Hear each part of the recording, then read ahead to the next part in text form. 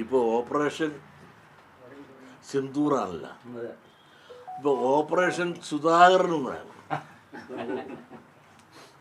അപ്പം ഈ ഓപ്പറേഷൻ സുധാകർ ഇപ്പോൾ നടത്താനുള്ള കാരണം എന്താണ്? അതിനുള്ള പ്രത്യേക സാഹചര്യം ഇവിടെ ഉണ്ടായി. സുധാകരൻ നിന്ന പാട്ടിലെല്ലാം ഗംഭീരമായി ജയിച്ചു. മാത്രമല്ല, അടുത്തൊരു തെരഞ്ഞെടുപ്പ് വരാൻ പോകുന്ന സമയം, പഞ്ചായത്ത് തെരഞ്ഞെടുപ്പ്, അത് കഴിഞ്ഞ് പിന്നെ നിയമസഭാ തെരഞ്ഞെടുപ്പ്, ഇതെല്ലാം വരുന്ന സമയത്തൊരു മാറ്റത്തിന് ശ്രമിച്ചാൽ അതിൻ്റേതായ ദോഷങ്ങളെല്ലാം കോൺഗ്രസ് സംഭവിക്കല്ലേ. സുധാകരൻ എന്തിനു മാറ്റണം? സുധാകരൻ കരുത്തനും മിടുക്കനും പ്രഗത്ഭനും ആയ ഒരു KPCC പ്രസിഡൻ്റാണ് തെളിയിച്ചു കഴിഞ്ഞു. അതുകൊണ്ട് തന്നെയല്ല അദ്ദേഹത്തിന് എല്ലാവരും തോക്കുമെന്ന് വിചാരിച്ചിട്ട് 1 ലക്ഷത്തിന് മേൽ വോട്ടിനാണ് ജയിച്ചത്. ആൻ്റണി ജയിച്ചത് എങ്ങനെയാണ്? നമ്മുടെ ആൻ്റണി സാറിൻ്റെ മകനുണ്ടല്ലോ, നിൽക്കാതിരുന്നെങ്കിൽ 1,60,000 വോട്ടിന് തോറ്റാണ്. കാരണം 60,000 വോട്ടിനാണ് ജയിച്ചത്. 3 ലക്ഷം വോട്ടോളം നമ്മുടെ തോമസ് സാർ മേടിച്ചിട്ടുണ്ട്. തോമസ് ഐസക് സാർ 3 ലക്ഷത്തിന് മേൽ. ഇദ്ദേഹത്തിന് കിട്ടിയത് 3,01,000 വോട്ടാണ്. 3,60,000.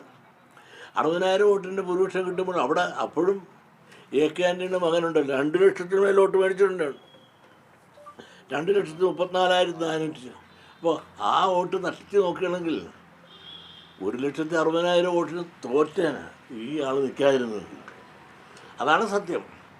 ഇദ്ദേഹം തന്നെ ഇത്തവണ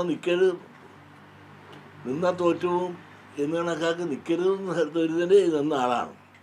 പിന്നെ AK ആൻ്റണിയുടെ മകനാണ് പുള്ളിയുടെ ഐശ്വര്യം.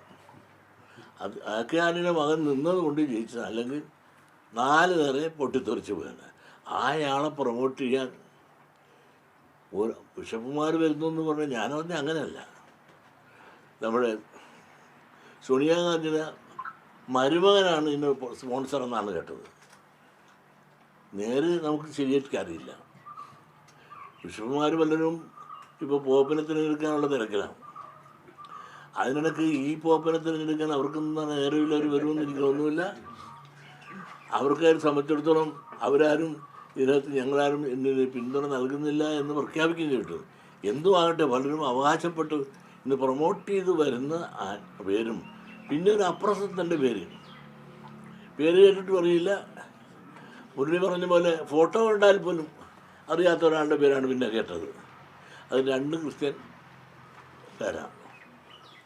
അപ്പോൾ ഇതൊരു കോൺഗ്രസിൻ്റെ സർവനാശം അടുത്തു എന്ന് തോന്നുന്നു.